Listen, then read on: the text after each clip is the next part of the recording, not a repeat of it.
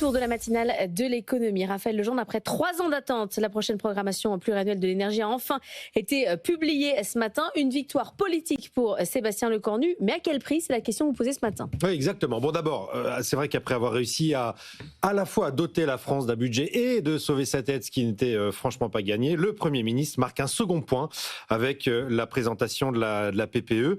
Il a réussi là où 4 premiers ministres avant lui avaient échoué quand même, il faut le rappeler. Elisabeth Borne, Gabriel Attal, Michel Barnier et François Bayrou, tous s'étaient cassés les dents sur la PPE pour des raisons politiques. Les premiers ministres étaient pris en étau entre une gauche pro-renouvelable, une droite RN et LR très pro-nucléaire. Sébastien Lecornu, lui, peut accrocher cette victoire à son veston avec un texte très en même temps qui préserve à la fois le renouvelable, mais qui permet de relancer le nucléaire. Mais alors, il n'y a pas de débat, c'est un décret. Du coup, est-ce qu'il pourrait y avoir censure? Non, il n'y aura pas censure, et même avec un passage à l'Assemblée, puisque Marine Le Pen continue, même si Marine Le Pen continue d'affirmer que le gouvernement prépare un enfer énergétique, le RN ne déposera pas de motion de censure finalement.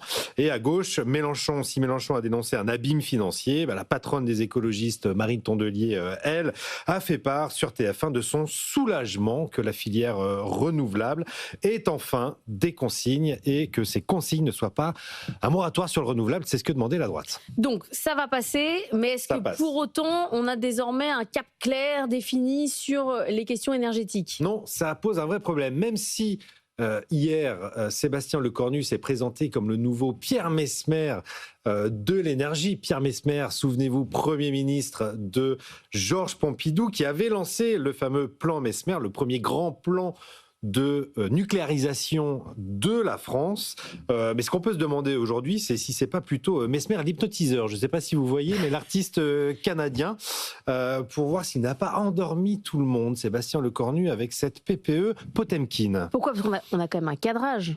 On a l'arbitrage entre le renouvelable et le nucléaire, c'est vrai, et c'est tant mieux, mais le texte ne dit rien sur les voies et moyens pour construire les nouvelles centrales nucléaires, dont on sait qu'elles vont coûter des fortunes, alors même que la consommation d'électricité, elle, stagne. Elle ne dit rien sur la répartition du coût entre l'État, EDF, bref, entre le consommateur et le contribuable. En un mot, elle ne dit rien sur qui va payer. Et c'est un peu comme le budget en réalité. Sébastien Lecornu avance pas à pas sur le chemin dont il rêve, le chemin qui pourrait un jour le mener à l'Élysée.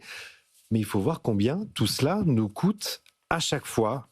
Pour le budget, on a eu la facture au final, c'est 15 milliards d'euros sur le dos de 300 entreprises, et en étant même un peu plus dur, on pourrait dire qu'on va payer la facture pendant 10 ans, tellement les budgets 2025, 2026 et probablement 2027 sont nocifs pour l'économie. Mais sur le nouveau nucléaire et sur le développement des renouvelables, pour l'instant, on n'en sait rien. On n'a pas le coup, c'est quand même un problème. Le seul chiffrage un peu sérieux qu'on ait, c'est celui de la Cour des comptes. On parle d'une centaine de milliards d'euros. On serait quand même très heureux de savoir qui va payer. On reparlera avec Mathieu Pechberti de la nécessité de faire un plan pour booster la demande d'électricité face à l'offre, puisque c'est là évidemment où ça pêche également. On en reparlera dans le journal de 7h.